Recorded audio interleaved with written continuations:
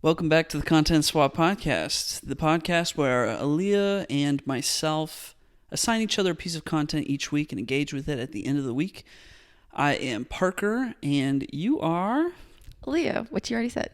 Yeah, but, want to give you a chance to introduce yourself to the people. Aaliyah. Good job. You're so good at that. Yeah. Every week. Yep. Aaliyah. Aaliyah. Yeah. It's kind of weird to say your own name. Do you ever feel like that? Yeah. No, I mean, I don't know. I feel like I've gotten used to it. I feel like every time I'm sending an email to somebody I've never emailed before, I always open it with, my name is Parker. Right. Which always feels weird, Like, do you just say, hi, I'm reaching out because, and then at the end you give your name, or you just say, hi, I'm Parker. I usually say, hi, I'm Aaliyah. Yeah. And I'm blah, blah, blah, blah, blah, and here's why I'm emailing you. Thanks, Yeah. Aaliyah. I mean, you got to clarify why you're emailing them, which Yeah. part of which has to do with who you are, what you do. Yeah. Yeah. It's always just so fun to be like, hi, my name is Parker. Hi, I'm Paul. Yeah. It's so funny. It is weird. I don't know. I don't like saying my own name. I don't know why. Aaliyah. But, I don't know. I guess when I introduce myself to people, I don't think too much about it. Mm-hmm. Like, you're like, hi, Aaliyah. And they're like, Jessica. Yeah. You're like, cool. But I don't know. It's just weird. Yeah. Anyway, aside from this little fun introductory tangent, we're here to do a new episode. We're clearly in another new place once again. Trying to find the best spot. It's a little too hot to be outside. Yeah, we previously had only ever had 2 locations for shooting the Content Swap podcast. On video, it was always in our kitchen in Virginia. But now that we're at your parents' place, we've been in the theater, we've been outside on the porch, and now we're in the downstairs living room. Don't give too much of the layout of our house. Someone might break in. We'll be swimming in the pool later. No, it's fine. I think now that we've done an episode where we're holding the mics. Yeah, I'm digging this. Yeah, it's much more comfortable. It opens up opportunities for us to be in a more comfy location. Yeah. So when we get back home, it'll be nice. Maybe we won't be. We'll just sit on the couch and record. Neck and neck right next to each other, I know. staring each other down. I'm always afraid I'm going to hit my head on the counter. Yeah. This is nice. Yeah, I mean, the holding of the microphone has not gotten out of hand. What? What? Because we're holding them in our hands. Dumb joke, but I mean, it hasn't driven me crazy yet. So, yeah, I like it. I can lay back and relax. Just really feels like we're part of a Q&A. Yeah. Yeah. So the key to a successful business, in my experience, is... I have no advice for that. That's what it feels like. It feels like I'm on a panel. Yeah, it's kind of fun. Yeah. If we ever get to the point where we could do a live show. Oh, that would be... we'll see. You never know. Anyway, before we get into this week's episode, which is going to be on 2 completely different forms of content as per usual, any fun facts about my life? Yeah. About your week? Fun fact? What's going on with you this week?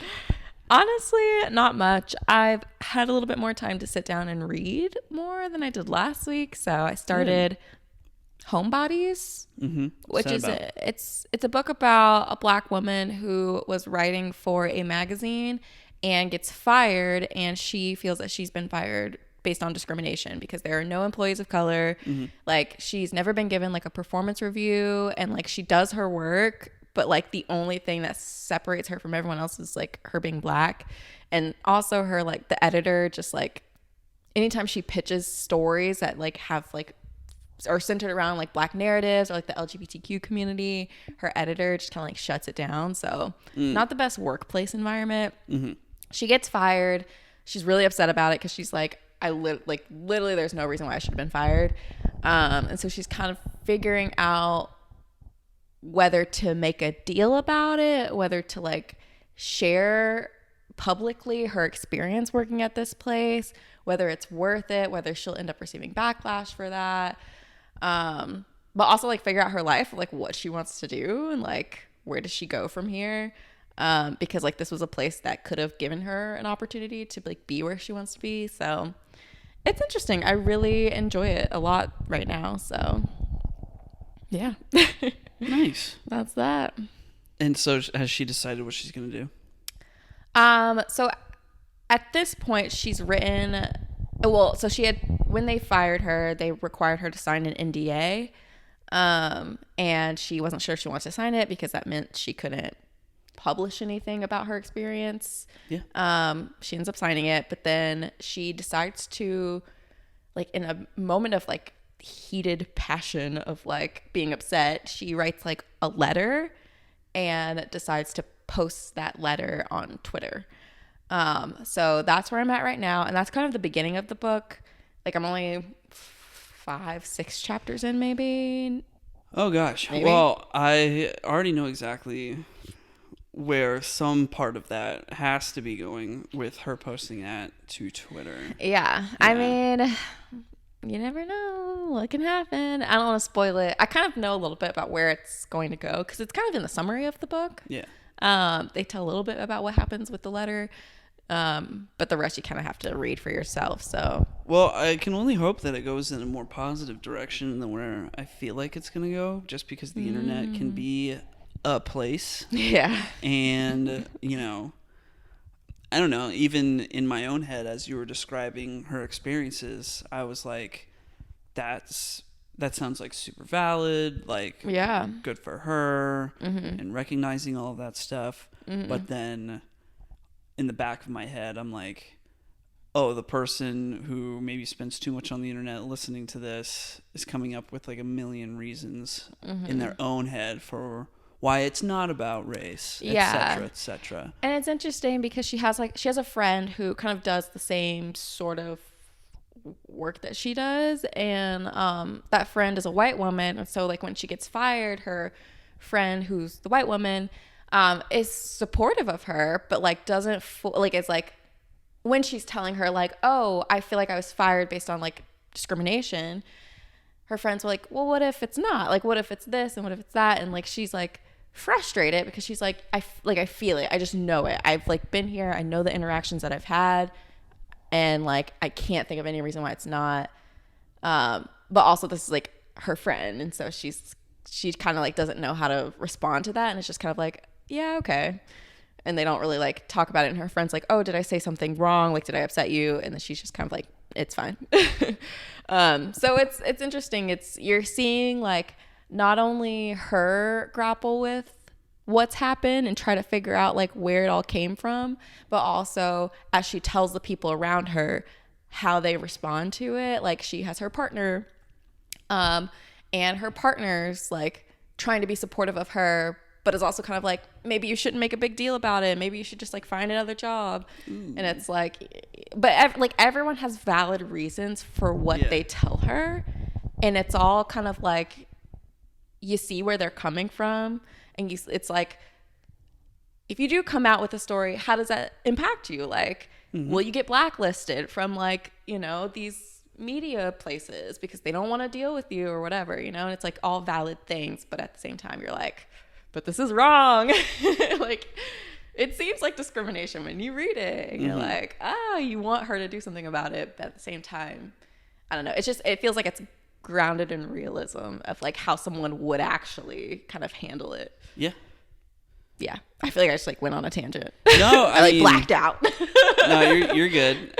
We're still here. Yeah. I'm just sitting here worrying about like adjusting my cable and if that's gonna make any sounds, or I'm adjusting my microphone in my hand. I'm trying to get settled in. Yeah, I don't think so. I mean, when I listened to last week's episode, no, yeah, last week's episode was fine. Yeah. So I'm like not making sound, and I'm listening to you, and then I'm like adjusting it in my hand, and I'm seeing my audio levels on the computer like shoot up. I'm like, oh no.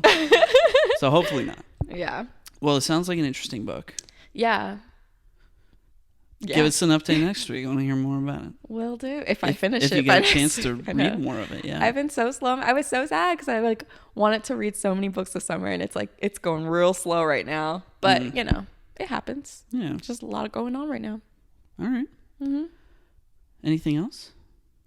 No, that's it. How about you? Life is, just it was a 3-day weekend last weekend, so it was a 4-day work week last week, which can be good, can sometimes be bad. If you have a lot of stuff going on, then it can actually be kind of hectic. And that was kind of my experience. Like I had a lot going on last week. And I still have a lot going on going into next week. So I'm not, this weekend was great. I'm not super looking forward to next week, but it's, it doesn't have to do with any specific person or any specific part of my work. It's just I got a deadline for something that I'm trying to get in on Wednesday. And, anytime you're dealing with a deadline, there's and when there's still like what still needs to be done. I almost was considering working during the weekend, but I was like, no, don't do that. Like I need the weekend to recharge so that I can tackle this work so that it'll get done efficiently by Wednesday. And that's just life sometimes. Yeah. I have no doubt that the thing will get done by Wednesday. It's just like, I got to chug for a couple days. Yeah. So, I feel you. Yeah. But yeah, so I was really, have enjoyed this weekend. We went to the movies yesterday. We did a double feature. Yeah. First time I've done that in some time. I don't know about yourself. I don't know if I've ever done that. Really? I might have once. Oh, okay. But if so, it was a really long time ago. I've done it a few times here or there over the years. Yeah. Well, we saw the Little Mermaid remake, which was delightful. We didn't. I'll speak for myself. I didn't expect it to be that good. I did not either. And some parts of it still weren't that good, but other parts were like, hey, they got me emotionally invested in this somehow. What the heck's going on? Yeah. Definitely. Yeah. And the visual effects, like they don't have to do as much as they did for the visual effects for this movie. Yeah. I don't know. Maybe for these live action remakes, they are like, we got to go all out. But they did a great job. I mean, we were really hitting a point specifically when Disney makes stuff where maybe not like Marvel TV shows, or just Marvel in general, but we are hitting a point with special effects from Disney where if they really want to, they can make everything just look indiscernible from reality. I don't know if that was the right discernible, indiscernible. Regardless, it looked real. It looked really real. Everything that we saw looked real. Yeah. Except maybe like the underwater hair. Yeah. That was the only like thing that was off-putting to me. It was just their hair and like how hair works underwater. Yeah. But it like wasn't so bad enough to where I was like, this looks terrible. Like I was just kind of like, it looks weird. Yeah. I was bought into it. Yeah. And that's enough. Yeah. So yeah, it was good. Everything looks great except for like maybe that one shot where we both kind of giggled to each other in the theater where King Triton is pointing his trident out of the water at Ariel because he's gonna like make her a real girl or something at the end. And the camera kind of like and the way it zoomed in. Yeah. I was like, whoop. That was like that doesn't look like that shot's in this movie, but it is. Like it doesn't fit the shot style of the rest of the movie. It was weird. It was weird. Why did they do that? Yeah, it seemed like maybe like the second hand assistant director or something was in charge of that shot. I don't know what happened there. I like forgot all about that, but it was really funny when I saw it. Yeah. I was like, what? Yeah. Anyway, and then after that we saw Spider-Man Across the Spider-Verse, which was incredible. Phenomenal. Like it was so good. I would go watch that in theaters. Oh, again. 100%. Totally. Yeah. Like I still haven't like processed. I know. Everything. I feel like there was so much detail. Yeah. I need to see it again. Like I need to fully appreciate it. Yeah. It was just so beautiful, so well done. It's like they keep pushing the boundaries in terms of animation, like freaking Spider-Punk or whatever. Yeah. Like Hobie Brown. Oh my God, I'm like obsessed with him. Yeah. It was so cool to see the way that they did him. Yeah. And I'm just like, how? Like, I'm waiting for Corridor Crew to come out with that episode about how they did that. I mean, yeah, and that's just like one small fraction of everything else. I mean, there are so many other sequences that are like, how did they animate that? You know, like, it's animated so they can animate. It's different from looking at like visual effects and saying, how did they make that look super real? In this case, it's like, how did they stylize that? Yeah. And that's mind-boggling because it's like frame by frame, you know? Yeah. Like every frame is something different that you can catch and find just a different stylized version of the thing that you're looking at. Like it's just unfathomable. I really struggle saying that word. It's unfathomable, just the sheer amount of work that had to go in. Which, like, honestly makes me want to cry because it's it's so emotional because you see how much care they've put into these movies, and especially this one, and it makes you so happy that they're putting so much care into this specific character. Yeah. Like Miles Morales as an Afro-Latino male, like, and all these other characters who are like representative of so many other identities. Yeah. And it like makes you so happy that they take the time to make sure it is perfect and like to make this beautiful piece of work that will mean so much to so many people. And I think that's why I just like love it so much, because it's like everything in this movie is so meaningful, whether it's part of my identity or not. And that's just like the fact that like in the background of Gwen Stacy's like room, or Spider-Gwen's room, is a Protect Sharon's Kids poster. Yeah. And it's like they didn't have to do that. No. And they did. Yeah. And maybe some people missed it, but like, oh my gosh, it just makes you want to cry because you're like, this is what we want. This is everything we need. And like everything should follow suit with this. Yeah. Yeah. There's just so many amazing details like that, but also like bigger details that maybe we shouldn't get into. Right. I don't want to spoil anything. Right. That are also like, wow, like that whole sequence. Yeah. Fantastic. You know, like, yeah, again, can't get into it on the podcast, but I think there's just so much goodness. And it's kind of like relieving that it's a movie that like it did not have to come out now. Like it was originally going to come out back in October. Mm-hmm. I'm sure they pushed it back because they wanted to do more, or maybe it was a marketing thing. Who knows? But it's like just knowing that they're not rushing themselves to put these movies out. Mm-hmm. It's been almost 5 years since the last one came out. I mean, I think it's been 4.5 years since the last one came out.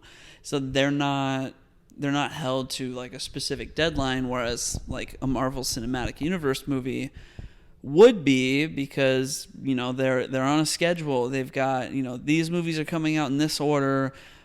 People need this information in this order in order to understand this next piece of information in the next movie, yada, yada, yada. Mm-hmm. Or just in general, like, we want 4 of these things to be coming out, you know, like, it's a lot. Mm-hmm. And for this to also be Marvel and to also be Spider-Man, which everybody loves something Spider-Man, and for it to just be getting that love and care, and for it to be, like, there's another one of these movies being made. Mm-hmm. That technically is not a spoiler, but they did choose to remove the part 1, part 2 thing from the marketing at a certain point. Mm-hmm. Like this was going to be Across the Spider-Verse part 1.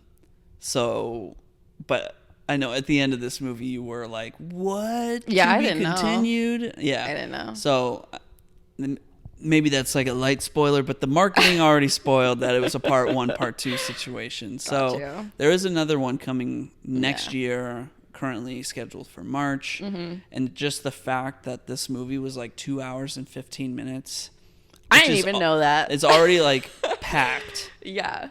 And for there to be a part 2 coming. Yeah. And for it to have been so beautiful and just like made in the span of 4.5 years. It's like, it's impressive that this alone would have been made in 4.5 years. Yeah. Let alone for it just to be like one half of a bigger picture. Yeah. In the span of that time is like, just everybody involved is super talented. Anyway, I'll get off my soapbox. It's a great movie. It's truly. It's a 6 out of 5. It's that good. Yeah. Anyway, go see it if you haven't already. And if you have seen it, you're probably like, dude, yeah, so good. So, yeah, you know what I'm talking about. Yeah, 100%. 100%. Anyway, let's get into this week's content. I wanted to say dang it. What? I started playing Street Fighter 6 this morning. I wanted to say something about that. Say something. I like it.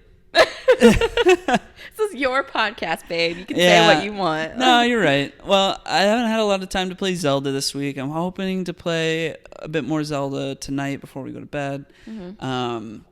So no real updates there. I did beat that Fire Temple. Last week's episode, I was like, hopefully I'll beat that by the end of the weekend. Well, nice. I didn't, but I did beat it on like Wednesday or Thursday this past week. So I did beat that, and now I'm just kind of cruising around.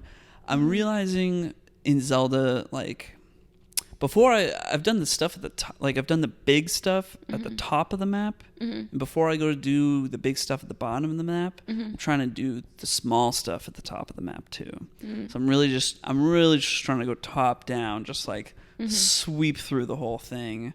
Yeah. Like find every possible thing that I can. So before I go down, because there's stuff in the lower right of the map that I'm like, ooh, I really want to get to that stuff. But I'm like, nah, I'm doing all the small stuff at the top. Are we talking about Zelda or Street Fighter? I'm talking about Zelda right now. I kind of lost track. No, you're good. I'm not talking about Street Fighter yet. That's my quick update on Zelda. I'm sweeping through from top down. Yeah. Anyway, I listen to a lot of podcasts where people are talking about them playing Zelda, and for me to have my own podcast and me playing Zelda, I want to be part of that conversation too. Go for it. I want to get my own little Zelda update. You should do a bonus episode. Zelda bonus episode. No. Not that won't be necessary. Anyway, so Street Fighter 6 came out 2 days ago. It's Street Fighter 6, but it's technically like Street Fighter 67, because there's just been so many offshoots of different versions of Street Fighter. I mean, there's like a million versions of Street Fighter 2 alone. But it's the 6th mainline Street Fighter game to come out. I didn't play Street Fighter 5. I didn't play Street Fighter 3 or Street Fighter 1 for that matter. So I guess I'm an even-numbered Street Fighter player. I've played 2, 4, and now 6. And this game is so well made. I didn't think I would be coming back to Street Fighter. I didn't think I was going to be playing this one at all. But I'm like really stoked on it. It's a good time. And I didn't think I would be playing anything that was not Zelda either. But this seemed worth it because all the reviews like were just talking about how great it is and how easy to like access it is. Like just once you pick it up, like it's easy to figure out. They've created a modern control scheme that's more friendly to new players. They've also created a dynamic control scheme, which is basically like the game will just figure out like we hit these 3 buttons, we'll give you the best possible combo. Modern is a little bit like that, where they've made it so that specific types of attacks are mapped to different buttons, but then they still have the classic control scheme of Street Fighter, which is like this button is like light punch, this button is medium punch, and this button is heavy punch, and the same thing done for kicks. So it's like 6 different buttons. So you do get more options if you go with the classic style than you would with modern. But like if you were to pick it up, for instance, you'd probably play with modern, and you'd be just as good as somebody playing with classic. But the person who's like really, really, really good playing with classic buttons would have access to a slightly bigger move pool that could potentially give them, a leg up. So there's kind of a risk reward kind of type deal there. If you go deeper into it, you'll be slightly better, but at the same time, you'll still have a good time if you do slightly more surface level options. So it's really good. I'm really enjoying it. I spent maybe 2 hours this morning just creating characters because I tried to create myself like one for one in this game this morning. Like before I even played the game, I was spent like a full hour just trying to create myself, which was an absolute disaster of a process. I'm so sorry. No. Your dad's in the back. I did not realize that. Yeah. I was like, who was that in the back? I caught him through the TV. Anyway, I tried to create a character this morning. I took a picture of it and I sent it to you because I was trying to make me. And yeah, it was. What'd you think? It was. You said it looked like a murderer. I was like, no, that is a serial killer. Please redo that. Yeah, it was bad. It was bad. So like that kind of speaks to the available options, like I was trying to get my face shape, like my chin, and like they didn't really have enough options to accommodate that. And when I did try to, I looked very murderous. Yes. So then I was like, maybe I should go the exaggerated route where it's like just me, but like buff. And I went completely I made Macho Man Randy Savage basically. Like I gave myself long hair, a beard. I just chiseled everything. I'm like shredded and like way too buff. You like sent it to me and I was like, I don't like that either. Yeah. So there's no way to win.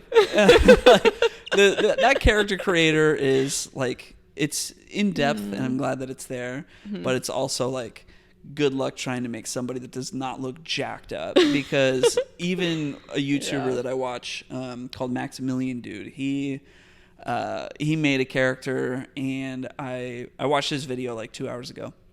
He made a character and he went to like the fighter lobby where you could see everybody else's characters that they made, and like everybody looks messed up. So I'm like, okay, I feel a little bit better that my guy is so dang ugly, regardless of what I do. That's so funny.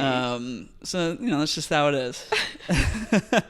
It makes me think of like the 2K where you could like put in a picture of yourself and it would like generate a person, and like it was just so messed up. I was honestly hoping that they would have a feature like that, because like, that takes the effort away from me. I feel like it ends up being way worse. Oh yeah, no, 100%. Like, oh my gosh. Getting away from dad in the background. Anyway, so I mean, regardless of my character being ugly, it's a lot of fun.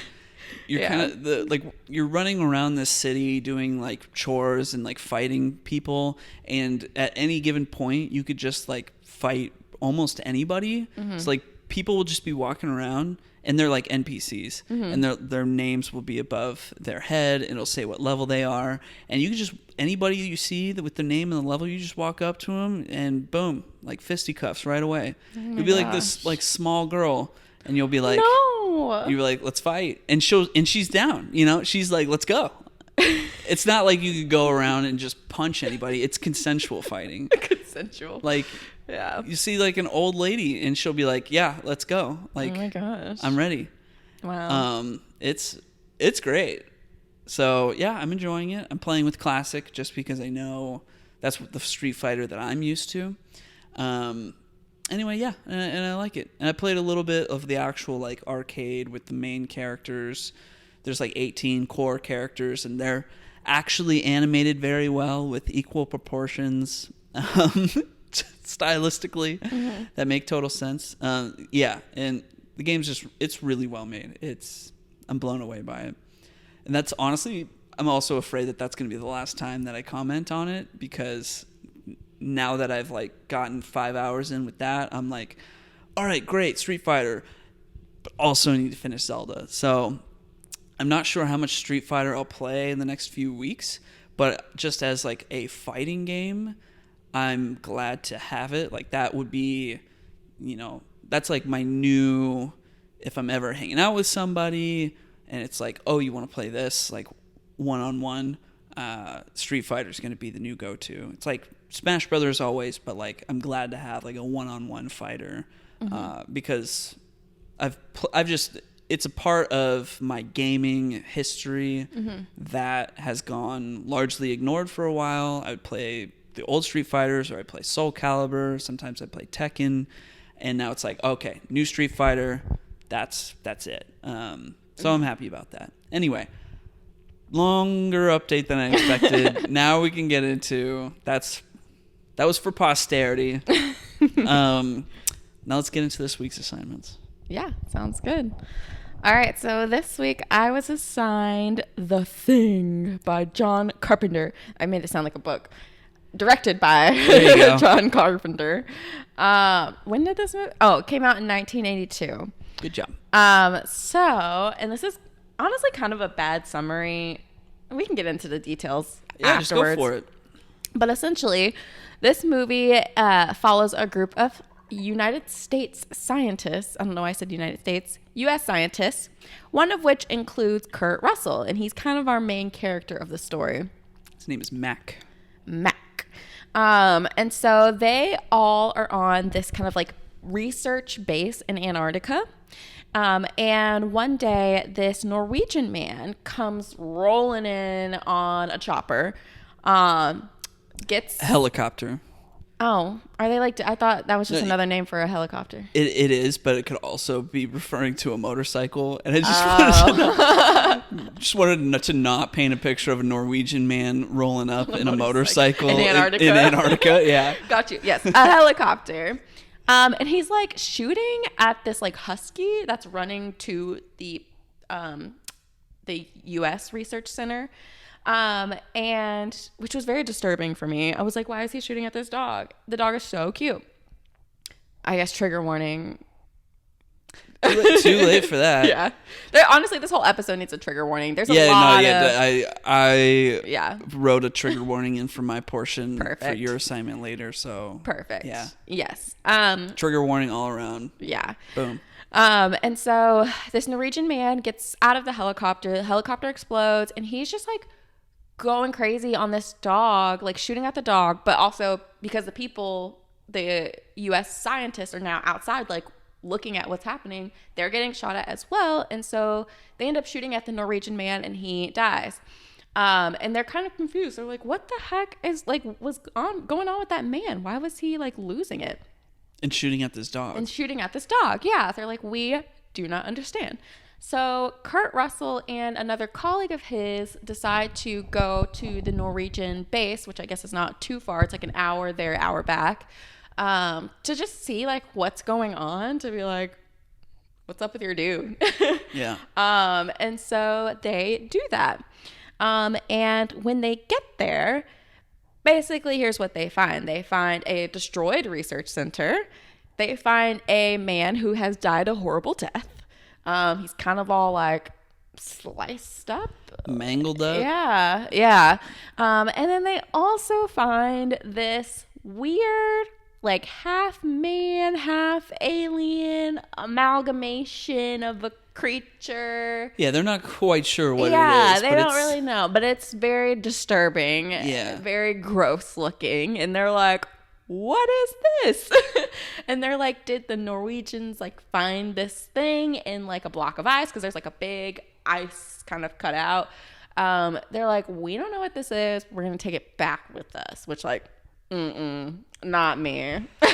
It's a research base, so no. For the sake of science, I saw nothing. Gotta go do some research. I saw nothing, and I'm leaving Antarctica at this moment.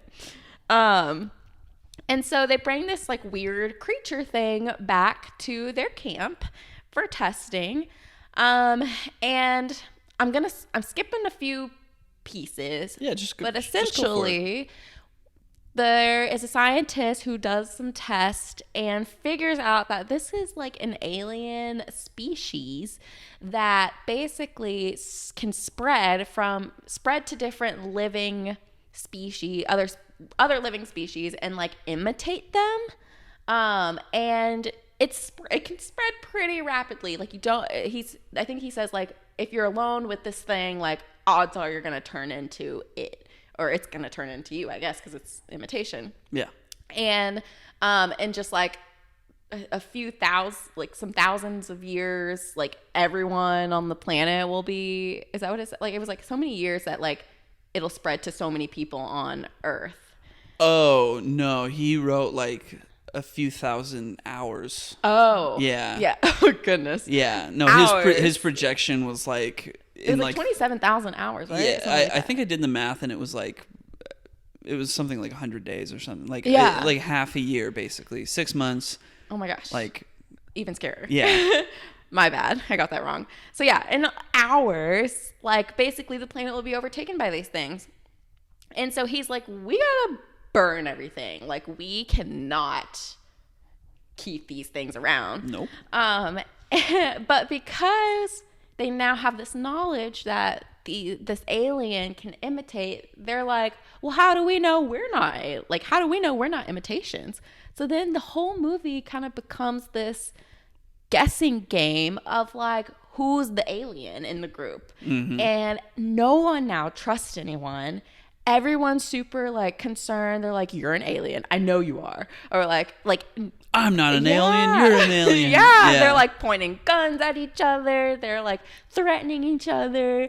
And so Kurt Russell's like kind of like the level-headed one, the one who's remaining calm through all of this.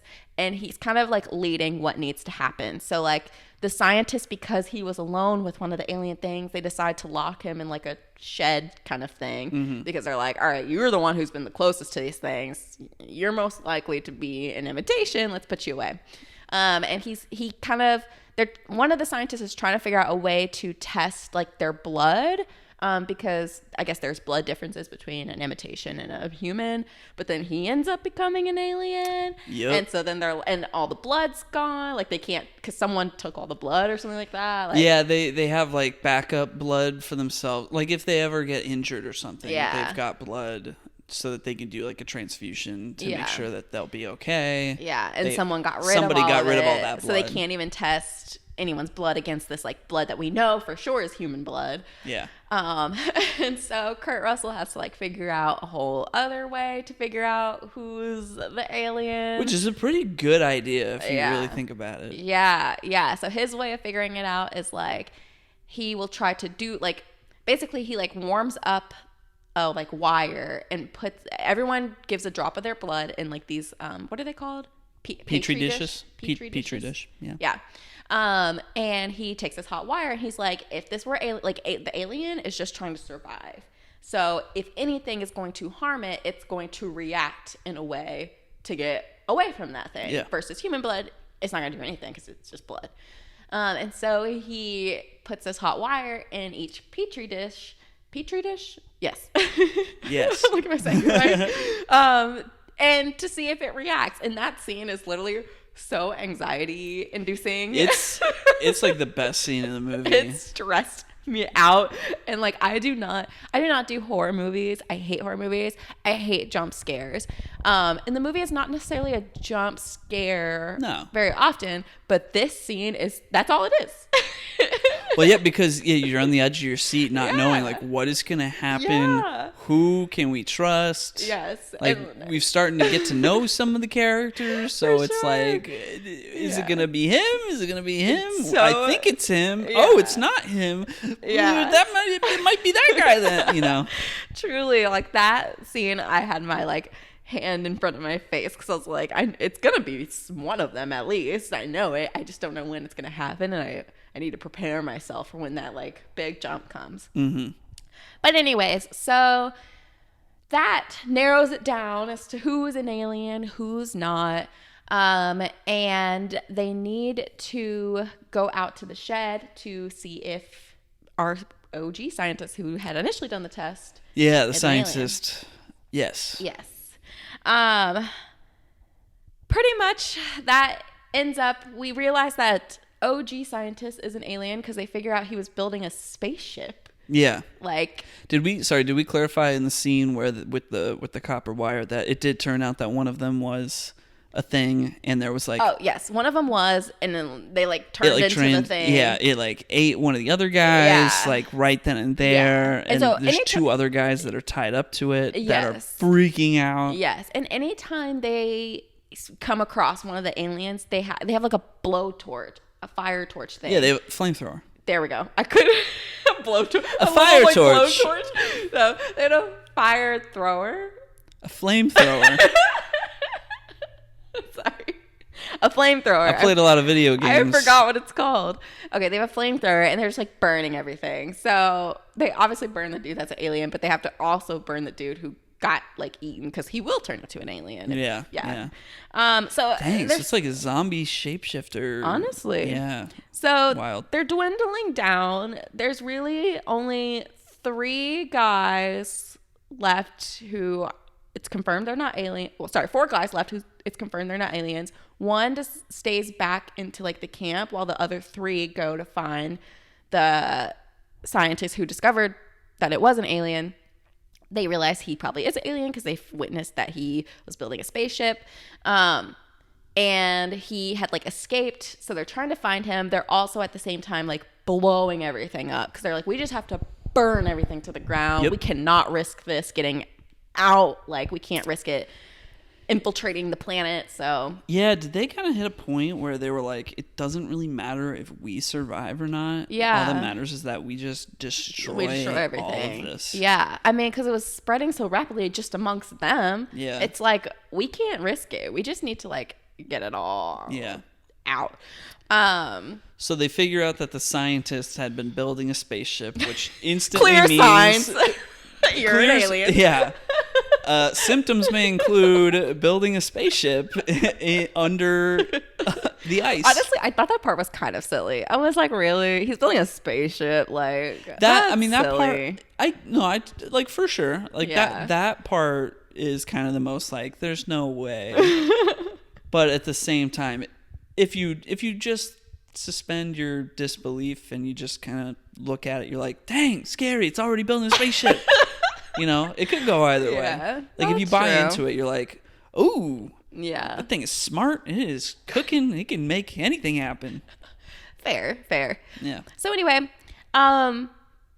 this little journey to blow up everything while also trying to find the scientists results in 2 of the men dying, and Kurt Russell eventually getting the scientist who became an alien who was building the spaceship and puts him on fire, so he's no longer a threat. However, so we're at the end of the movie, and remember, there was one guy who was back at the camp, played by Keith David. David? Yeah. Davis? Oh, yeah. Keith. David. Yeah, Keith David. Sorry. So in the whole time, like, throughout the whole movie, he's like real frustrated because he's like, I'm not an alien. Are you an alien? Like, basically, him and Kurt Russell kind of have this like tension between them. Yeah. So anyways, he was the one who was back at camp, and when they went to go check on the scientist. Right, when they went to go check on the scientist. And so at some point, Kurt Russell's kind of sitting, watching everything burn, and Keith David comes back, comes over to him. Is this after they've already just blown up everything? Right. And everybody's dead? Yeah. Oh, we're there already? Yeah. Oh, okay, my bad. It's a summary. My bad. No, I didn't know we'd covered the whole, like, they kind of had like a final confrontation, blew up everything, and then here comes Keith David like, I'm still here. I just said that. Oh. I just explained all that. I'm sorry. It's been all over the place. I'm having a hard time. My bad. So Kurt Russell's sitting here watching everything burn. Keith David walks up, and Kurt Russell's kind of like, where have you been? Like, you were supposed to be back watching in case the scientists showed up, but you weren't. And Keith David was like, I went to go look for him because I saw him running outside, and there was a storm, so I kind of got lost, and now I'm here.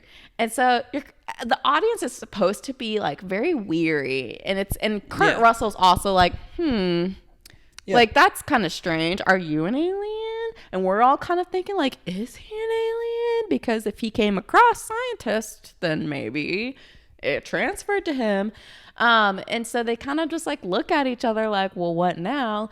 And it's basically implied that like they'll just let everything burn, including themselves, I guess. Yeah, I mean, it's an ambiguous ending. It's been left to interpretation. Mm-hmm. You don't know if Keith David is still a thing, is a thing at all. Yeah. Or if he's really him. Yeah. And I mean, it's been widely debated. I read through so many alternate theories. They apparently filmed just filmed alone, Yeah. 3 alternate endings. Wow. There were more alternate endings that they did not film. Wow. And the reason they filmed the alternate endings was because they weren't sure if the studio was going to let them do the ambiguous ending. So just in case, they filmed an ending where Mac gets saved and gets picked up, and he takes a blood test to show he's not the Thing, because some government people who seem to know what the Thing is, the government can't trust them. they're aware, and so they test him, and we find out he's not the Thing. And then it's like, that was if they needed to go with like the good guys won kind of ending. Yeah. There was another one where everything blows up and a dog survives and is running away and looks back at the base to make it like implied, like, ooh, the alien did escape. No. Yeah. And then there was a third one where Childs, who's Keith David's character, walks into the storm and he leaves Mac alone, left to die. And that's just like, I guess that's an extension of the ambiguous ending. Yeah. But might also kind of imply a little bit more that Keith David was an alien. Isn't there a 2011 The Thing? Yeah, I'm glad you brought that up. So there is a 2011 The Thing. This whole time I thought was actually a remake. Yeah. And it kind of is like sold like one. Mm-hmm. It's actually a prequel, and it follows what happens to the Norwegians in the Norwegian base. Yeah. So it's completely... I did not want to know what happened. It looked terrible. Yeah, I mean, it's a completely different... Oh, like what like based on what to the we Norwegians? See. Yeah, what we see happen. Terrible? Yeah. I mean, the sequel doesn't seem very... Or sorry, the sequel, prequel, reboot, requel doesn't seem that good. Is it still by John Carpenter? No. They're trying to get in on that remake money. So, but it is actually a prequel that follows what happens to the Norwegians. So Gotcha. Totally different characters, but kind of same premise. Okay. There's also apparently a 2002 The Thing video game. Wow. Where at the end of For PlayStation? I don't know. No. I'm like, it must suck. It just, it has to. Yeah. Where at the end of the video game, apparently Mac is saved and rescued, but Childs freezes to death. And Carpenter claims that the game is canon. But he also stated that in like a Reddit post that he stated in a Reddit post. Yeah. John Carpenter himself stated in a Reddit post that Childs is a thing at the end of the movie, and then like that it honestly can go either way. I kind of get the sense that like John Carpenter has kind of been wishy-washy about the ending, and it's like, all right, well, given that, and the fact that the ending is intentionally left ambiguous, then really all that just means is that like we don't know, we're not supposed to know, and that's it. Like, leave it alone. If I were a director, I would never say a word about what the ambiguous ending means, but also the fact that there even is an ambiguous thing. It's like, Child's gotta be a thing. Like, as soon as we finished the movie, in my mind, I was like, he's the Thing. Like, he's for sure. Because, like, why else would we have this ambiguous? Like, I don't know. It just, like, as a story, it makes it more compelling for him to be the Thing. Yeah. If we had an ending where they were both just, like, totally safe, I'd be like, that's kind of lame, you know? Yeah. I mean, yeah, he did say that Kurt Russell's character is obviously, like, breathing, whereas Keith David's character is not breathing.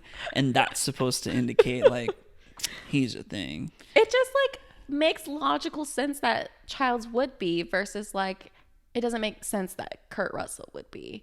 Well, yeah, Kurt Russell obviously would not be. Yeah. It's the comparison of the breathing versus the not breathing that he's talking about. It's not the proof that Kurt Russell's not a thing. We already know Kurt Russell's not a thing. If I go back and I look at it it'll look like Childs is not breathing. Apparently. Like, how are we going to notice that? No way. That's too small. No but way. At the same time, it's kind of like, oh, if that was like an intentional creative decision, then like, all right, well played. I kind of get the sense that it was like a convenient, like, hey, look, you know, in my mind, it's ambiguous. We don't know. The story ends there. I don't care if the 2002 video game is considered canon by the director. He's not the credited writer, so I don't, you know, leave it ambiguous. Yeah. Except we all know Childs is the thing. So, oh my gosh. You know. All right. Fact. Wait, can I share my thoughts on just like the movie? Okay. Please. I love this movie. Yeah. I had a great time. I found it extremely disturbing. So like the visual effects are very much like Evil Dead 2 that we watched. In terms of like how the creatures kind of like form and things like that. I'm assuming it uses a lot of practical. Yeah. Or all practical, I guess. It came out in 1982. Oh, that's right. My bad. So yeah, it's all like practical. Like I don't know, it's just like it looks all built out. If that makes sense. There's a lot of like puppetry going on. Yeah, and it's like real insane how gross they make it. Like the fluids, like just like the textures of everything is real disgusting and like accomplishes what it's trying to accomplish. Yeah, and which is fantastic. Yeah, well, it's like you can look at this and be like, oh, you know, the 2011 remake, which I haven't seen. Yeah, I already know is using like computer generated visual effects. Yeah, which I think would totally take away from the brilliance of this movie. Yeah, which is that like maybe the special effects aren't like perfect all the time. Like the practical special effects aren't perfect all the time. Like, like when the dog then switches to puppet dog, like you can tell. Yeah. But at the same time, it's like face then splits open and like a dog's skull is then revealed and then the dog's skull like falls out. Yeah. And it's like, oh my God. I know.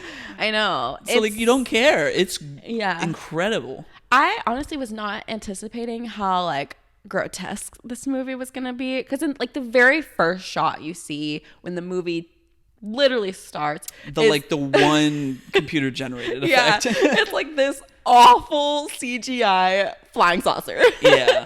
And I literally wrote, oh no, like an alien movie. This is gonna be bad. Yeah. Like this is gonna look terrible.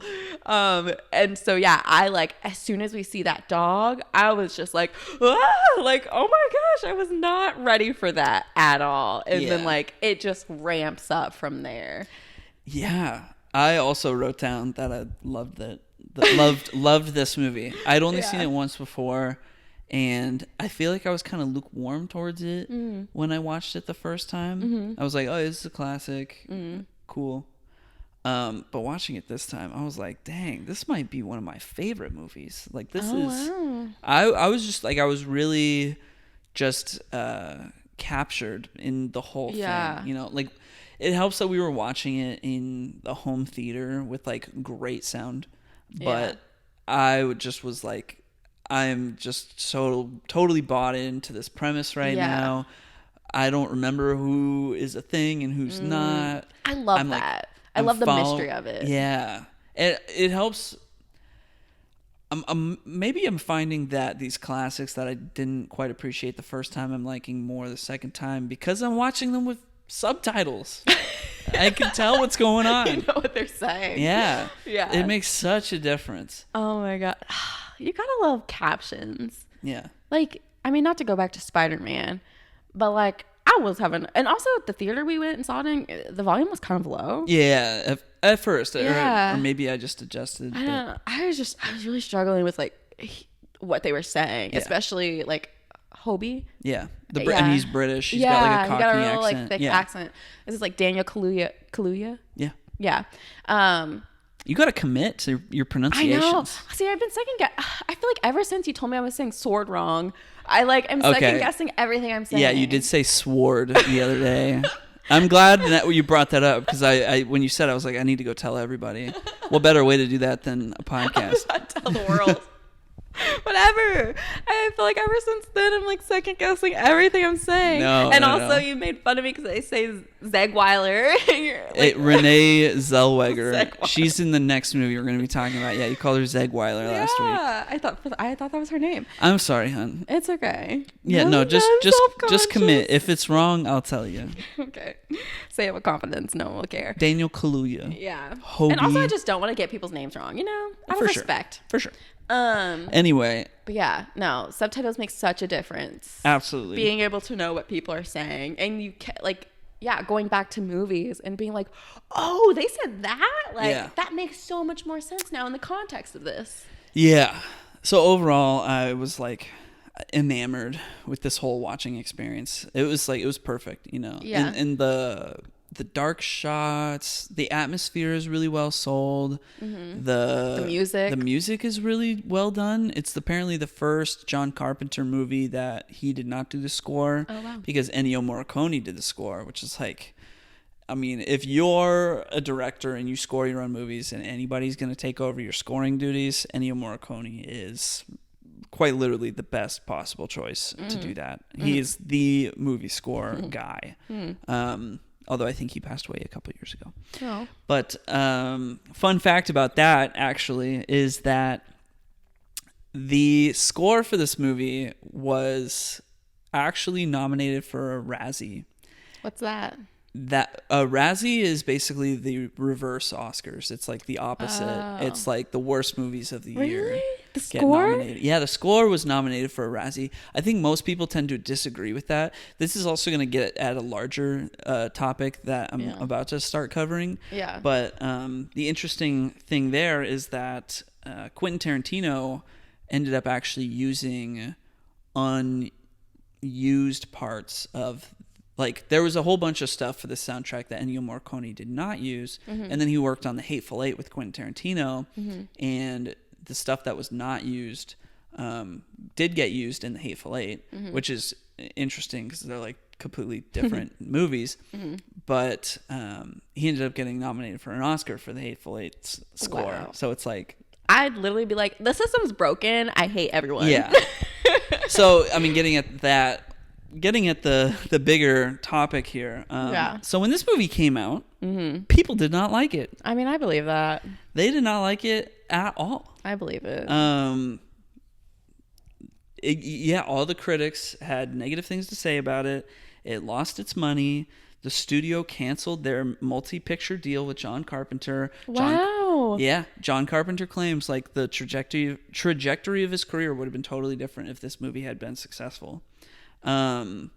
People were saying it was a knockoff of Alien, and it also released the same weekend as Blade Runner, which went through but Blade Runner went through the exact same problem where nobody liked it. Was everyone just against alien sci-fi things at this time? So here's the thing.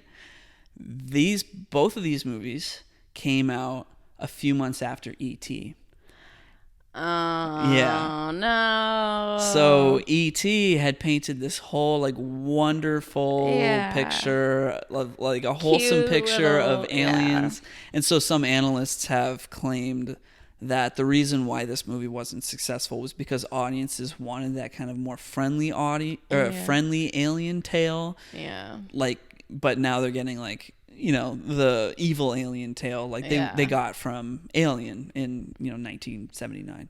Yeah. So it just it did not do well at all.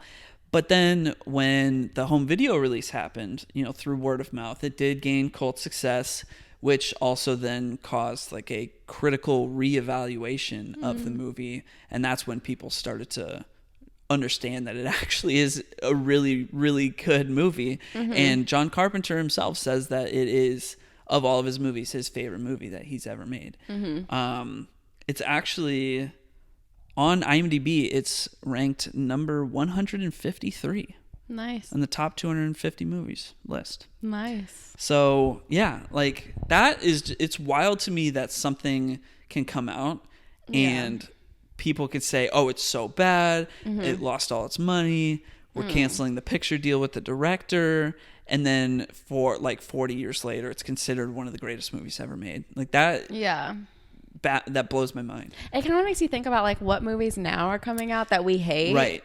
And like what will be super popular 40 years from now. Right. I had a very similar thought. Yeah. At the same time, I also was kind of like, well, there's probably more critics now. We have much more access to information. So like, I feel like now we might have a better sense. Got you. And more like diverse perspectives that have like a voice to be able to. Yeah. And a lot more people going to the movies.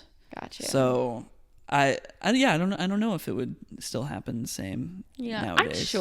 I'm sure there's like some slept on indie films or something like that we're just because there is, because I feel like it's a possibility that it might happen, but in a different way, because we have streaming and we have so much access to stuff that there are probably really great things that just like we're not seeing. It's because it's like being overshadowed by everything else. And then like years from now we'll be like, oh my god, this movie that came out in like 2020 that like no one was talking about and like it made no money, but like it's so good, we never gave it the time of day. Things like that really do rely on word of mouth. There's a movie called Sisu. You have no idea what that is. Nope. I want to watch it. It came out last year, I think. Got you. It looks great. And I think that's like one of those movies that might kind of be like that as well. Like nobody knows what it is when it comes out. It's not appreciated. Maybe doesn't really make very much money. But then later on, like when we're looking at the pantheon of movies and cinema in the 2020s, it'll be like, oh yeah, Sisu. Yeah. Hopefully. I don't know. Maybe. Just an example. Yeah. All right. Other facts that I have, it's considered a benchmark in special effects. No surprise there. Yeah. What else do we have? So there's the main character's name is Mac. There's also another character whose name is Windows. Just a coincidence. Mac and Windows. That's funny. Yeah. No, like an actual total coincidence. Other fun fact, apparently at the beginning of the movie, the Norwegian who is he's shooting at the dog. Yeah. Apparently in like very broken Norwegian, he like when translated what he's yelling is like, that dog is some sort of thing, kill that thing, like kill the dog, you idiots. So dang. Yeah, for all those Norwegian viewers at he home. Told us. Yeah. All the Norwegian viewers, they're like, nobody else knows, but we know. They know. Yeah, they know. Wow, that sucks. I know, right? Like, dang, the movie's spoiled because they know Norwegian.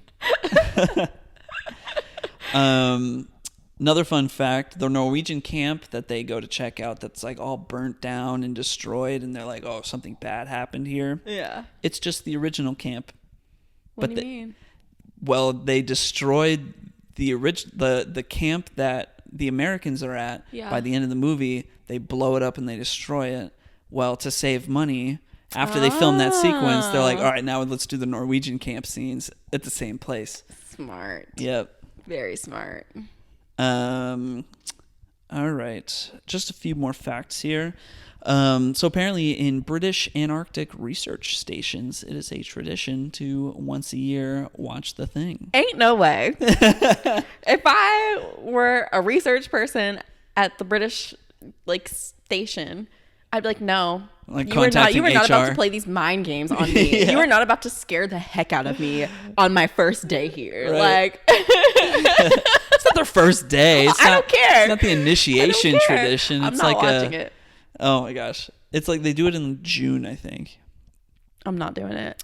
Anyway, other than that, it was made on a $15 million budget, which was slightly higher budget for a horror movie at that time. Honestly, that's a high horror budget now. Yeah. But it makes sense. Shame it didn't make its money back. But yeah, it's considered a classic. And I'm really glad that we watched it. I'm glad we watched it too. Yeah. I was excited to watch it. I had no clue what it was going to be. I didn't know. And was very surprised when that flying saucer rolled up. I was like, oh. Yeah, I was surprised at the flying saucer as well. I was like, what? That's a choice. I was like, right out the gate. Yeah. They're saying alien, prepare for it. Yeah. I kind of wish they didn't have that. And wish too. It was left a bit more ominous about what's maybe going to happen. No, I agree with that. I think it just set a tone. It would have been more jarring to just like, oh, like when the first time you see that weird thing that they find, because even then you don't quite fully see the details of it until you don't know it's gonna be. It really all culminates with the dog and the dog morphing into a thing. That's because you kind of get a sense like, oh, there's something up with the dog, but we don't know what that could be. Which, by the way, that dog was a phenomenal actor. Oh yeah. Apparently, John Carpenter was like super impressed with the dog as well. Oh my gosh. Yeah. That dog just like pulled at my heart. I was like, oh no. And I kept saying, I literally wrote my notes. I was like, something's up with this dog, like multiple times, because it kept going back to the dog. And I was like, something's wrong with the dog. Something's wrong with the dog. And it's freaking me out. And I don't like that. I don't know what's wrong with the dog. And like, the dog would just be real still and like look at something. And you're like, what's the dog thinking? Like, what's going on? Uh-huh. And like, oh my gosh, that dog caused so many emotions inside me. Yeah, and that's what's so good about it. You're like, I don't know what's up with this dog, and then when there's that reveal, it's like, dude, what? It's way more than you expect it's gonna be. Yeah. Oh my gosh, so intense. So I kind of wish there was a bit more of like, well, I mean, with the movie being called The Thing, there's gonna be a thing. Yeah. Literally. Yes. But like, I don't know, the UFO made it seem silly. Like, no, 100%. You start off with just like, come on, what is this? Yeah. And so like, I feel like I wish it didn't like sell that was going to be the movie right off the bat, because that's not what the movie is. Yeah, that is a very poor establishing shot. Yeah. The establishing shots of like Antarctica with the music, that's when the movie's like, ooh, what's this going to be? Yeah. And then for everything that ensues afterwards to be part of it. Fantastic. Great movie. Yeah. Agreed. Check it out if you haven't seen it. Yeah. Although we just kind of said the whole thing. It's still... it's worth... Yeah, we didn't even get into the details. You need to see it for yourself. I would still rewatch this movie. Like, even knowing everything. Honestly, like I might put this on our... Every month you all know, but if you were here last October, every month I watch a Halloween movie every single day. Yeah. In the month of October, because I just love Halloween movies, and I think this is going to be a new pick that I put and I watch every year. This is a great movie for that. Yeah.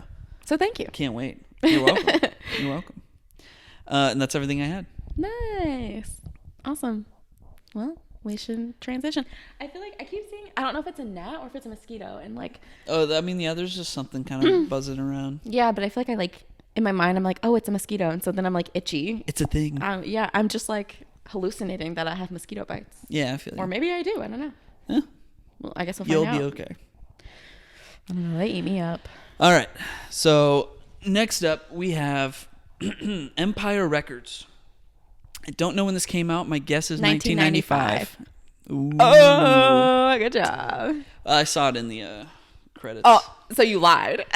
I don't know when this came out. It came out in 1995. Sometimes it'll be the year prior. Sometimes it'll be the year after. You don't know. All right. Anyway. So I guess lied straight to our faces, y'all. It was a partial lie. 1995. All right. So trigger warning for this movie. We're going to be covering topics such as suicide and gun violence. So if those things are triggering, maybe tune out. For sure. We will have next week's assignments time-stamped in the description, so it should be easy to find that. All right. So I wrote a description, and I wrote no notes. So I'm just going to read my description of the plot, and then we're going to talk about it. Sounds good. So this movie is about some young adults who work for a music store called Empire Records. And one night, one of the employees, Lucas, is given the responsibility of closing the store for the very first time. And in the process, he learns by sitting in the manager's office that he's not supposed to be sitting in, that the store has been offered to become part of a music store chain called Music Town. So realizing this must mean that the store is low on money, Lucas decides to do what any responsible person would do in that situation, and he takes all of the money out of the back vault, which equates to $9,000, heads to the nearest casino, and ends up betting all of it. He doubles it at first, which is amazing, and then he's like, all right, I'm going to push my luck because fate is on my side, and he's playing craps, and he rolls snake eyes and loses all of it. So the next morning, everybody's coming to work. Joe, the manager, gets there. He's freaking out because the money is gone, and he's like, we're going to have to become Music Town. He's looking for Lucas. Lucas is nowhere to be found. Meanwhile, Corey and Gina come in for work, and Corey is excited because Rex Manning, a famous washed up singer, is doing a signing at the store that day, and she is a big fan, and she wants to lose her virginity to him. Meanwhile, AJ is this kid that works at the store that is totally in love with Corey, and he wants to tell her that day, and he has a plan by 1:37 p.m. that day that he's going to tell her how he feels. Also, he wants to go to art school. Then Deb comes in for work. Deb, immediately getting into work, shaves her head. She's dealing with some mental health stuff, and she's struggling, and everybody's kind of noticing this. There's also other employees such as Mark, Burko, Eddie, others. It's an eclectic bunch of misfits all at this shop. So the day goes by. AJ is working up the courage to tell Corey how he feels that day. Meanwhile, Joe, the manager, is wrangling with the fact that he doesn't know what to do about Lucas because that money was supposed to be deposited at the bank that day. So he decides he's going to have to just tell everybody, like, hey, we're going to become a Music Town because of this situation. So here are the rules and regulations for how employees are supposed to behave at Music Town. Well, Lucas also, same day, a lot goes down this one day. He catches a shoplifter, and this shoplifter's name is Warren. It's not his actual name, but that's just what he tells everybody. His name's Warren Beatty. So they just call him Warren through the rest of the movie. So the shoplifter Warren that gets caught, he's just a kid. They keep him in the back room until the cops can come grab him. Eventually the cops do come and grab him, but he's around a lot. The cops do come and grab him, and he's yelling, like, I'll be back, you'll be sorry. So Rex Manning, the washed-up singer, eventually does get there for his signing, and all of his fans are there, and it's a bunch of old ladies, and he signs some stuff for a while.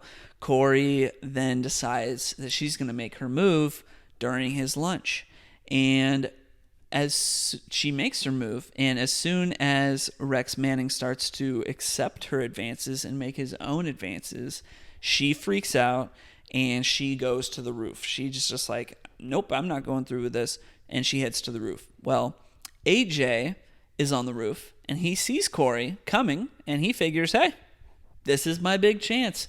What? I'm on the roof. She's coming to the roof. I have this whole plan to tell her this about how I feel. What a great time. She's obviously like upset and crying, but he still goes through with it anyway. Like an idiot, honestly.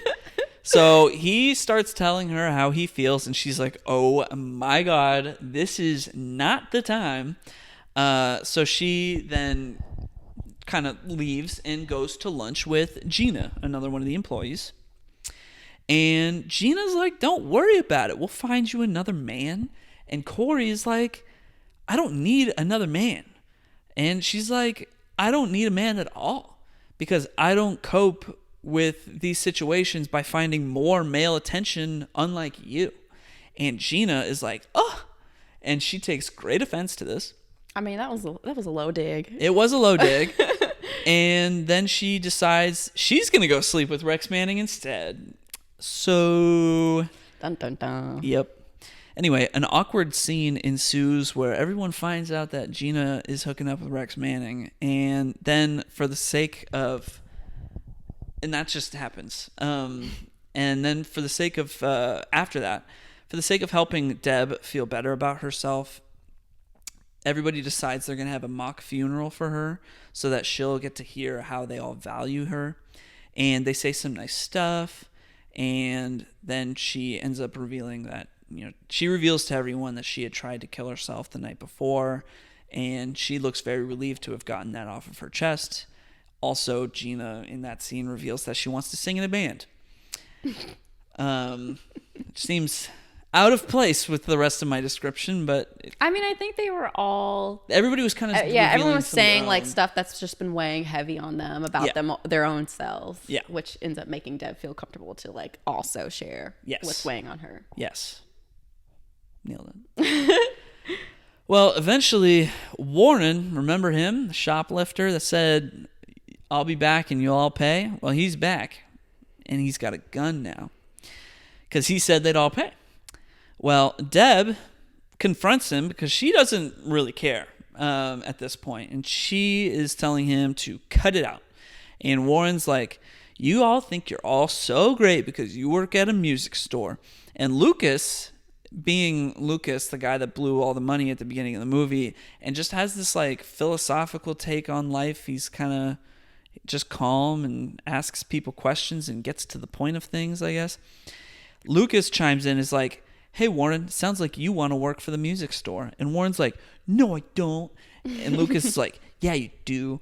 And Warren's like, and he gives Joe, the manager, his gun, and he's like, "Well, do I have the job?" Which is quite a way to get a job at a place. Yeah. Speaks to Joe's character. Yes. And like how caring he is, and he's actually listening to all the Joe's the manager of the store, but he's also really everybody's father figure. Mm-hmm. So the cops show up to take Warren again, and they're like, "He's a minor and the bullets in his gun were blanks, so he'll probably be fine." But AJ decides to make Warren a badge anyway so that he can be an employee when he gets back. Then everybody's worried about how they still have this money situation going on, and they don't want the place to become a music town. So they all chip in a bunch of money. Deb sells her Vespa for like $1,900. And so total, they come out to having about $3,000. And Mark, who I have not really mentioned, he's just the stoner of the group. He listens to a lot of like loud music, metal, thrash, everything. He's the stoner of the group. He gets an idea because the news is outside in front of the store talking about Warren's whole stunt with the gun. So Mark pops onto the news. He's like, "Oh, I saw the whole thing, but like whatever about that." And he makes an announcement that they're going to be raising money with a live show at midnight. So people show up. They perform some music. Gina gets to sing for the band. They make enough money for Joe to buy Empire Records from the owner so that he can keep it and it won't become a music town. And there's a great scene before that where the owner is trying to sell some records to some customers, but he can't figure out the cash register. And he yells out, like, "Doesn't anybody work here?" And then Warren, who was just arrested for the second time that day, pops back up. Like the police just grab him and then like immediately let him go. And they're like, "Just go on." And then he gets arrested again. Anyway, yeah. So the owner of the store is like, "Doesn't anybody work here?" Warren pops up and he's like, "Yeah, I do." It's like, no, he doesn't. But he does. He does. Yeah. He's an employee now. That was gold right there. Anyway, finally, Corey approaches AJ and is like, "You just caught me off guard earlier. You're my best friend, and I love you." And he's like, "Sweet. Also, I'm quitting, and I'm going to art school in Boston because you go to Harvard." And she's like, "Wow." Or she's going to Harvard. Yeah. Anyway, the end. Yep. That's the whole movie. So... when we started this movie, I was like very tired, and I was like, "Oh man, like this Mark guy is listening to a lot of like really loud, intense music that is just like from the 90s." And I'm like, I don't want to deal with that guy right now. He ends up being like a very funny character. Like the movie really grew on me. I enjoyed it. I never even heard of this, and it's so small. Mm-hmm. I like the whole like they're a band of misfits, but they have each other and they have music. And it's very like of the 90s. Gina is played by Renee Zellweger and Corey is played by Liv Tyler, and they're the only two in this movie that I like know to then have like careers later on. Yeah, I don't know. So the girl who plays Deb, she was in The Craft. Okay. She was the main character in The Craft. I think she's done a lot of other stuff. I just don't know what her stuff is. I've seen the guy that played Joe before, but I don't know. Yeah, he kind of looks like off-brand Colin Farrell. kind of. Yeah. Yeah. I'm not too sure about the other characters. But I do have some fun facts kind of like about the characters and things like that. Yeah, I mean, hit me with the facts. Yeah, absolutely. So I was not prepared for this yet. Well, just like to start off my background with this movie, I discovered this movie when I was in high school because some of my favorite movies are coming of age stories. I love like teenage angst. I don't know why. It's just like, it makes you, I don't know. When I was a teen and I would watch this, I'd be like, oh, I feel so seen, you know, like, like all these things. And like now when I watch these movies as an adult, I'm like, oh, it feels so nostalgic. Like you remember, like watching this movie, I was just thinking about like when I was a teen and I was like, oh, like I totally, when I was a kid, I like related to that character because of X, Y, and Z, or like I knew someone who was just like that character. And so, yeah, I don't know. I love those kinds of movies. And I love movies surrounding music. So, like, one of my favorite movies is, oh my gosh. I don't know all your favorite movies. Why am I blanking? Music? Kate Hudson. Oh, Almost Famous. Almost Famous. There we go.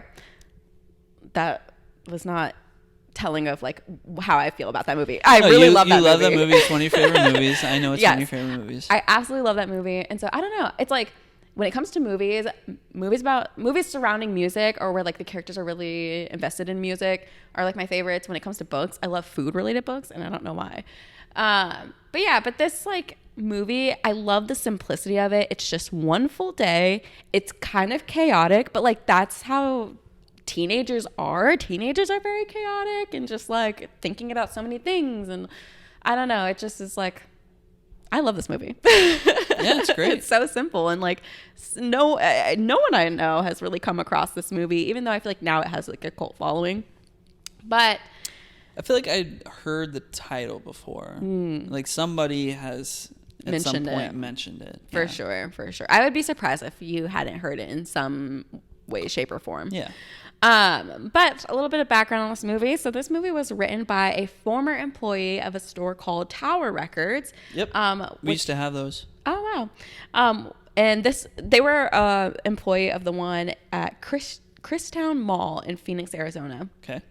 And so it says, this fact says that some of her former coworkers still work there and cited like anecdotes and other elements of this movie that related to the store that they worked at. And this specific store closed in 2005. And so that sounds right. Yeah. This movie was very edited. So there was actually a lot more for the film. It covered 2 days originally. But they cut out a lot, and they even cut some like big characters, like full characters out of the story. Yeah. 3 characters in particular. They just like completely cut out of the film. I think to just shorten it, because I think it was just a lot. Wow. Yeah. That's impressive that they could do that and not have those characters like ruin continuity or anything like that. No, you wouldn't have known at all. Yeah, it's pretty wild. And so a little bit about casting and things like that. So Angelina Jolie was almost casted as playing Deb, which I think would have been real interesting. That would have worked. Yeah. I thought it was going to be Winona Ryder when she walked in at first. That would have been a good choice. Yeah. Honestly, I think I would have preferred Winona Ryder over Angelina Jolie. Yeah, no, for sure. Yeah. Tobey Maguire was casted, but dropped out due to personal reasons. And I don't know how true. For which character? I think it was a different character named like Andre that they just didn't put in there. Yeah, I think, I don't know, based on the fact that I found, I think he was just going through a real tough time, and I won't get into the details of it. You can just look it up if you want to. That seems like Toby. Yeah, and so it just like wasn't gonna work. And he was just in a bad place, but then I guess came out of it because then you get Spider-Mans after that. So, yeah. So another interesting fact about one of the characters. So the guy who plays Burko, which is, he's kind of like, they kind of hint that like maybe he's dating Deb. Yeah. Or they're just like messing around or something. But he was actually, so he lied about his age, and he was actually Liv Tyler's stepdad during this time in real life. What? Yeah. So he's 12 years older than her, and lied about his age, got the role, and played it. So he's like a 30-year-old man? He was in his late 20s. Okay. Because she's a teenager at this time. Gotcha. So yeah, he was in his late 20s. Isn't that weird? That is super weird. Because I would have totally bought that he was, Yeah. you know, a young person too. Yeah, I know. They were before they casted him, they were going to cast a member of Green Day or something. All right. Yeah, but ended up casting him. Her stepdad? Her stepdad, I know. Oh my gosh. How wild. Liv Tyler is the daughter of Steven Tyler? Yes, in case you didn't know. His ex-wife was with this guy that played Burko. Yeah. Weird. Yep. So this movie flopped in theaters, but the soundtrack did really well for obvious reasons. There's some phenomenal music in this movie. Very 95. Definitely. So the soundtrack includes 16 songs out of the 50 that were in the movie, which like, who knew there was a lot of music in this movie, but 50? That seems pretty high. And the soundtrack made the top 100 Billboard charts during the time. So that was cool. And then, I think just like later it gained a cult following. I don't know exactly when. I didn't really find details about like when it gained its popularity. Yeah, I think people that like movies like Almost Famous, or High Fidelity. Yeah. I love High Fidelity too. Yeah. I haven't seen it, but I know what it is. People that like just things about music. There's another one that I'm blanking on that I think came around that time that would have been similar. But I mean, it all feels like it's in the same vein. Yeah. I used to my dream. So I always wanted to work in a bookstore or record store, but I feel like I don't have the music knowledge to work feel like I deserve a record store job. Does that make sense? Yeah. Well, and also, there's so few record stores now. I'd love to work at a video rental store, but can't really do that anymore. We got algorithms for that. I know. But those were my dreams. So the last fact that I have, which is a fun fact, but also a not so fun fact. So the day that this all takes place is on April 8th. Okay. And that was intentional. But no one mentions it, but it's on a sign that Rex Manning is coming on April 8th.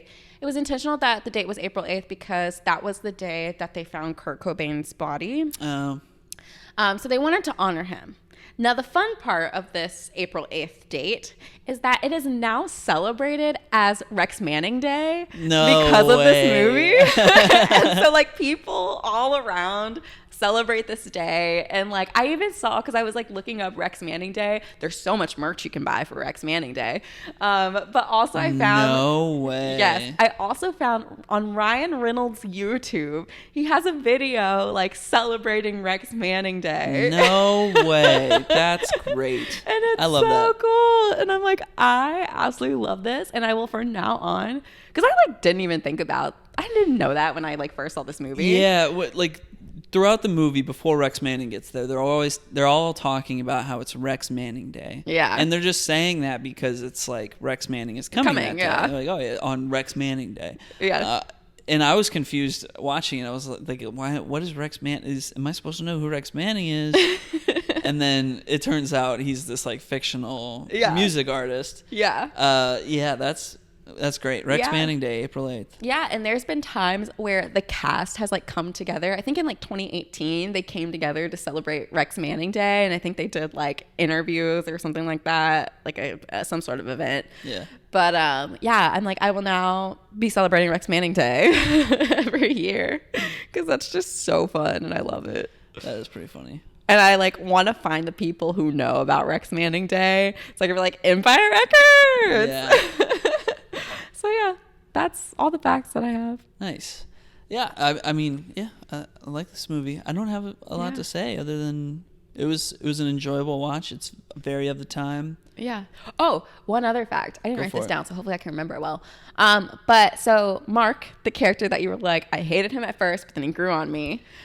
Yeah, he was just so chaotic. I was like, this kid needs therapy. He's got things that he needs to sort through. He does. He's quite wild.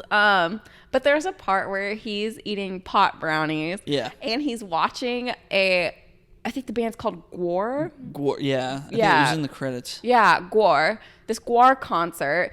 And he starts to like hallucinate himself at this concert, like getting eaten by this like monster on stage. It turns out that's a real Gwar concert that he went to and they filmed this shot. That's but it was awesome. completely unplanned. And so like we're gonna have this scene, and then he found out like there was like a flyer posted somewhere that there was a concert in town where they were, and he was like, we have to go. And somehow I guess they made it work. They were able to get permission to like film this scene at this concert that was literally happening in town. Wow. And that band had like some crazy prosthetics going on.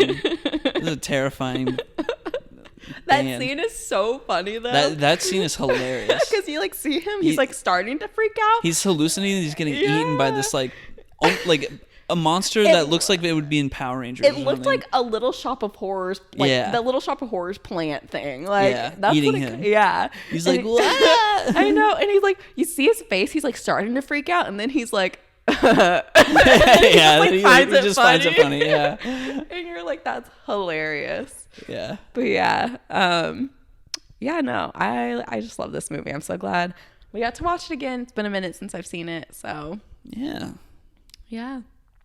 Cool. That's that. I realize I have not chosen a pick for next week.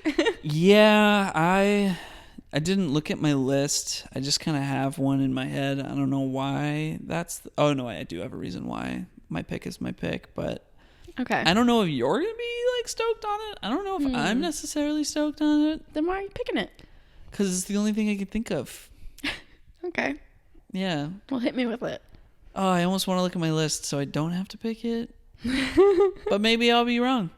It's because we have the home theater. So I'm like, I kind of want to pick something that's going to take full advantage of the home theater. Okay. And I don't think that we need that with this movie. Okay. But here it is. I am assigning the 1980s animated Transformers the movie. Okay. Yeah. It's the Transformers, it's the OG Transformers movie that came out after the show had been airing for a while. Okay. And it's apparently good. Okay. And I saw it when I was a very, very small child, and I don't think I really appreciated it, but I've only heard like, oh yeah, it's a good movie since then. So I'm like, well, we got to watch it. Okay. Yeah. And so the reason I'm assigning it is because Transformers like Rise of the Beasts or whatever comes out next week. Yeah. So I'm like, oh yeah, this is a good time to, if we're ever, this is my one shot at getting us to go see that movie is for you to be like semi-stoked on Transformers from watching this animated Transformers movie from the 80s. All right. Yeah. No, I mean like I don't know where it's gonna go, but I don't know. It could be dumb. It could feel like a waste of time, but that's just how the podcast goes. It's never a waste of time if we're spending it together. Oh, thanks, hon. Yeah, of course. Well, what's yours? Okay, so you gave me an idea. So good pick because you gave me an idea. Since we just saw Spider-Man, and Miles Morales is played by Shameik Moore. Is that his last name? Yep. Yeah. I want to give you the movie Dope, which is so different from an animated Transformers movie. Yes, it is. But it could be a good mashup. Interesting. Yeah. So since we're getting some inspiration from movies that are recently out, I think that's a good pick. Okay, right on. Mm-hmm. Dope and Transformers the movie. We'll see you then. See you then.